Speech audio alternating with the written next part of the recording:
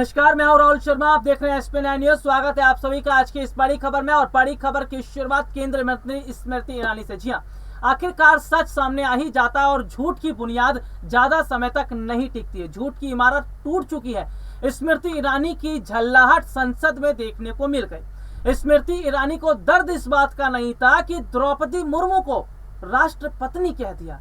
दर्द इस बात का था कि उनकी बेटी का काला सच सामने आ गया। दरअसल हम अपने दर्शकों को बता दें कि चिलियन सॉस जो स्मृति ईरानी की बेटी जॉयस ईरानी, जिनका रेस्टोरेंट है, ऐसे में माना जा रहा था कि जिस तरह से काफी समय से यह रेस्टोरेंट चल रहा था और सरकार के शह पर चल रहा था, लेकिन अब एक नए दावेदार ने अपनी पेशकश रख दी है। जी हाँ, खबर सामने आई है कि गोवा में एक ऐसा दंपत्ति है जिसने ये बात कही है कि जो रेस्टोरेंट है चिलियन सॉस, ये रेस्टोरेंट उनका है। और अभी तक मैं अपने दर्शकों को कई ट्वीट्स दिखाऊंगा। एक ट्वीट्स ये भी चल रहा होगा जिसमें स्मृति ईरानी ने खुद कहा था, मुझे बहुत प्राउड होता है, बहुत गौरवान्वित महसूस करती हूँ कि मेरी बेटी का जो रेस्टोरेंट है वो गोवा में। ये स्वीकार स्मृति ईरानी ने किया था। ट्वीट आपके टेलीविजन स्क्रीन पर चल रहे हैं। इसके अलावा अगर हम बात करें, उन्होंने खुद स्वीकार किया था कि उनकी बेटी आज अपने पैरों पर खड़ी हो गई। यानी कि मोदी सरकार जो आत्मनिर्भर भारत की बात कर रही है, उसी आत्मनिर्भर भारत को लेकर आगे चलने की बात स्मृति ईरानी ने कही। तो सीधे तौर पर देखा जा रहा था कि पहले तो खुद कबूल किया, उसके बाद जब चीजें सामने आई, जब पता चला कि रेस्टोरेंट और बार भी है और बार में महंगी महंगी शराबें, दारू बेची जाती हैं और इसके साथ ही बीफ और पोर्क तमाम चीजों को वहां सर्व किया जाता है, जब फंस गई स्मृति ईरानी तो सीधे तौर पर बेटी का बचाव करने उतर आए।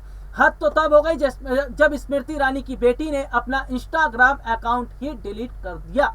इसका साफ मतलब यही है कि स्मृति ईरानी ने सीधे सीधे तौर पर पहले तो कहा कुछ, अब कुछ और कह रही हैं और पूरे मामले में फंस रही है। हालांकि कांग्रेस प्रवक्ता जयराम नरेश और पवन खेड़ा, जिन्होंने सीधे तौर पर कहा कि ट्वीट तो डिलीट नहीं होगा, क्योंकि ट्वीट डिलीट करने का सवाल बनता ही नहीं है। उन्होंने सीधे तौर पर कह दिया है कि सबूत उनके पास है। अगर स्मृति ईरानी चाहती हैं कि कोर्ट में इस लड़ाई को लड़ी जाए तो वो जाने के लिए भी तैयार है। तो सीधे तौर पर देखा जा रहा है और ट्वीट आपके टेलीविजन स्क्रीन पर भी चल रहा है। तो यहाँ पर देख रहे हैं कि एक नए दावेदार ने पेशकश तो कर दिया। अब इस पूरे मामले को आगे कैसे बढ़ाया जाता है और स्मृति ईरानी का अगला कदम क्या रहेगा। हालांकि दिल्ली हाईकोर्ट की तरफ से नोटिस जारी कर दिया गया था कांग्रेस के प्रवक्ता पवन खेड़ा और जयराम नरेश को, जिसमें ट्वीट हटाने की बात कही थी, लेकिन उन्होंने ट्वीट नहीं हटाया। तो सीधे तौर पर स्मृति ईरानी की मुश्किलें लगातार बढ़ रही हैं, क्योंकि पहले खुद कबूलनामा उन्होंने किया और अब उससे पीछे हटती नजर आ रही है। तो आने वाले समय में स्मृति ईरानी की मुश्किलें